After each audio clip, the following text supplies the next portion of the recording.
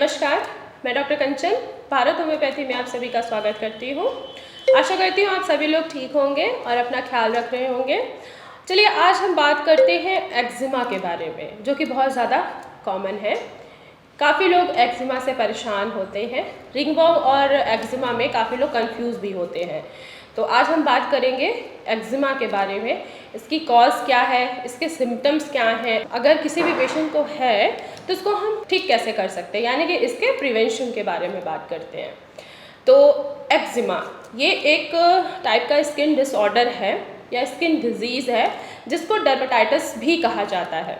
और एक्जिमा ये हमारे स्किन पर यानी कि स्किन के ऊपरी सतह पे दिखाई देती है, जो कि वाइटिश कलर की हो सकती है और रेडिश कलर की भी दिखाई देती है, जिसमें इचिंग बहुत ज़्यादा होती है। और किसी किसी एक्जिमा के कुछ जो टाइप्स होते हैं उनमें ब्लिस्टर यानी कि फफोले वाले भी आपको स्किन पे दिखाई दे सकते हैं। तो अगर हम एक्जिमा के टाइप्स की बात करें तो बेसिकली ये 2 टाइप्स की होती हैं, एक ड्राई एक्जिमा और दूसरी अगर हम बात करें तो वो होती है वेट एक्जिमा। तो फर्स्ट ऑफ ऑल अगर हम पहले की बात करते हैं ड्राई एक्जिमा के बारे में, तो ड्राई एक्जिमा ये नाम से ही पता लग रहा है कि ड्राई है, यानी कि जब ये हमारे स्किन पे दिखाई देगी तो ये आपको वाइट कलर की दिखाई देगी।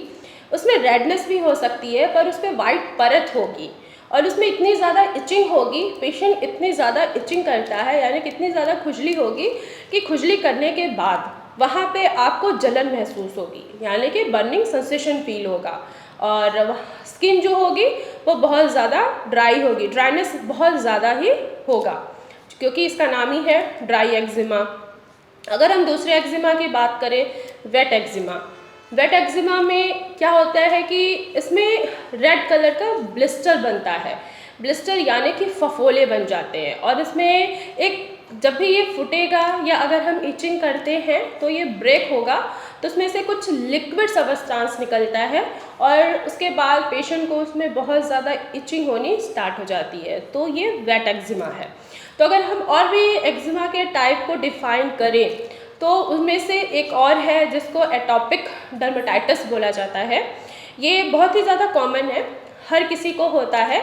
ये बचपन से स्टार्ट होता है और जैसे जैसे हमारी एज ग्रो करने लगती है, जैसे जैसे हम बड़े होते जाते हैं, तो एटॉपिक डर्मेटाइटिस एक्जिमा जो है वो धीरे धीरे अपने आप ख़त्म हो जाता है।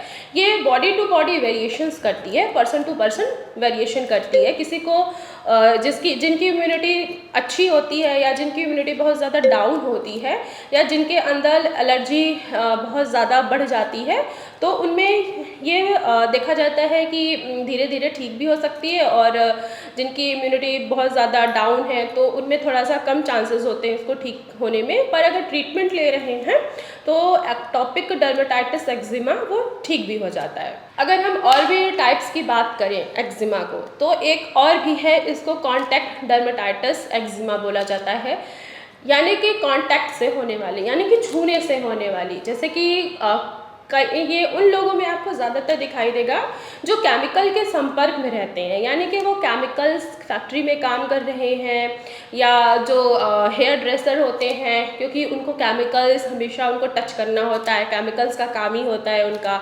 ज़्यादातर जो क्लीनिंग वाले होते हैं, जो साफ़ सफाई रखने वाले होते हैं, कर्मचारी होते हैं, उनमें देखने को मिलता है कॉन्टैक्ट डर्मेटाइटिस। ये इनमें क्या होता है कि बहुत ज़्यादा इचिंग होगी, खुजली होगी और खुरदुरापन दिखाई देगा आपको स्किन पर। और भी अगर हम एक्जिमा के टाइप्स के बारे में बात करें तो हैंड एक्जिमा, हैंड एक्जिमा ये ज़्यादातर आपको हाथों पे दिखाई देगा, इचिंग होगी, ब्लिस्टर जैसा होगा।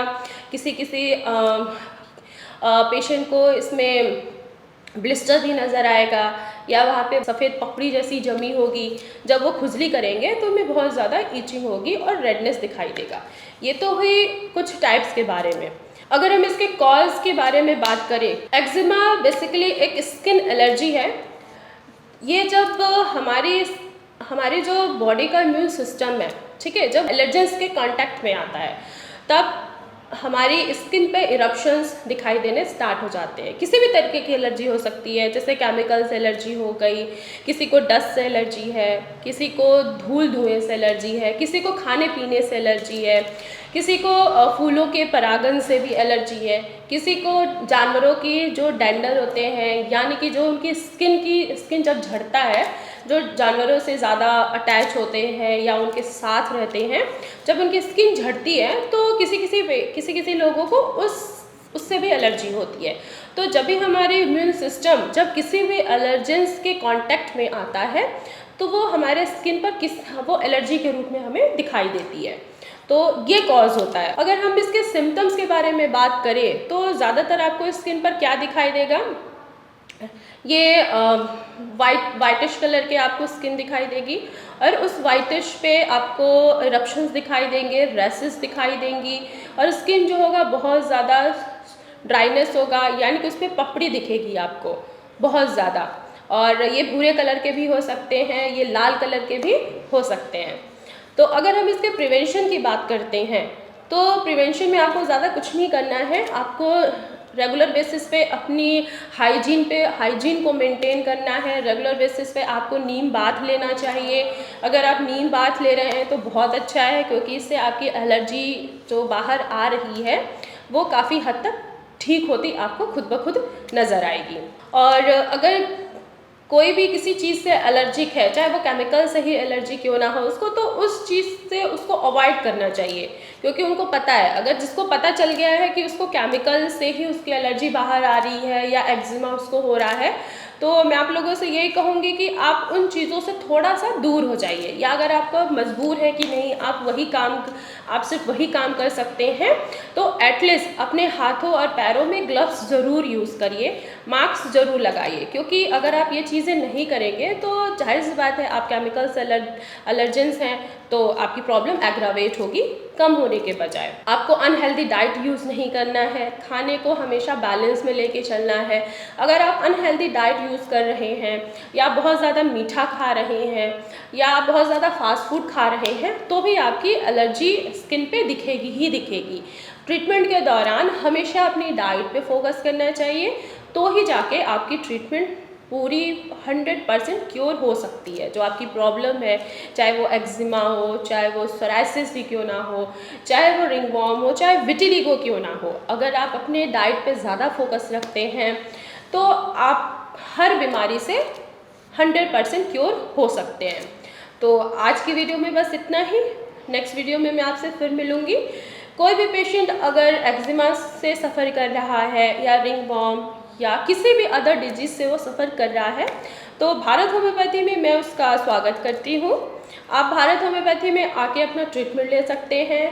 भारत होम्योपैथी में डॉक्टर्स की टीम है जिनसे आप ऑनलाइन कांटेक्ट भी कर सकते हैं। ओपीडी में अगर आपको मिलना है तो आप अपॉइंटमेंट फिक्स करा के डायरेक्ट उससे मिल सकते हैं और अपना ट्रीटमेंट कंटिन्यू करा सकते हैं।